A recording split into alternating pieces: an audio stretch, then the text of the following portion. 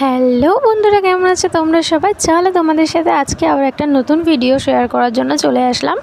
এটা হলো আমাদের দক্ষিণ 24 পরগনার অন্তর্গত কাকদ্বীপের যুব শক্তির একটা দুর্গা পুজোর প্যান্ডেল। এটার ভাবনা ছিল তোমার হচ্ছে থাইল্যান্ডের স্বর্ণ মন্দির।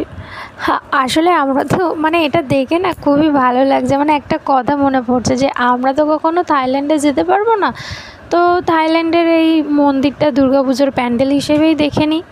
তো চলো তোমরাও দেখে নাও, আর অবশ্যই জানিও যে কেমন হয়েছে প্যান্ডেলটা। আর তোমরা কে কে এই মন্দিরে এসছো ঠাকুর দেখতে সেটাও অবশ্যই কিন্তু জানিও।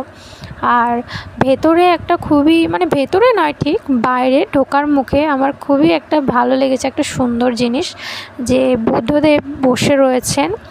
আর সবাই ওনার হাতে কেন জানি না সবাই টাকা দিচ্ছিল, বাট এটা কী জন্য আমি জানি না, হয়তো ওখানকার স্বর্ণ মন্দিরের হয়তো নিয়ম, সেই জন্য এখানেও সেই সেম জিনিসটা করেছে। বাট ঠিক আছে, আমিও দিয়েছিলাম, দেবো ভাবছিলাম, বাট দেওয়া হয়নি।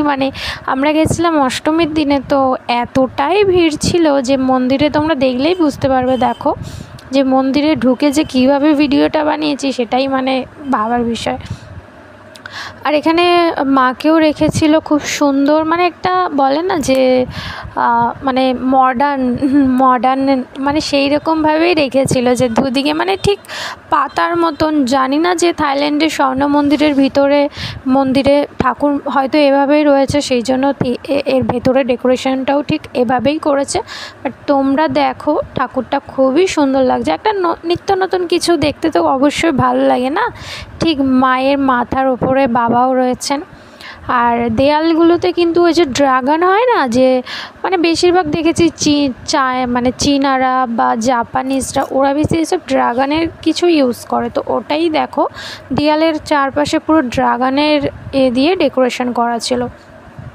তো কেমন লাগলো অবশ্যই জানিও, আর অবশ্যই ফলো করে দিও আমার চ্যানেলটা। আর যারা ইউটিউব থেকে দেখছো অবশ্যই সাবস্ক্রাইব করে দিও, আর পাশে থাকা বেল আইকনটা প্রেস করে দিও, যাতে নতুন নতুন ভিডিওগুলো সবার আগে তোমার কাছে পৌঁছে যায়।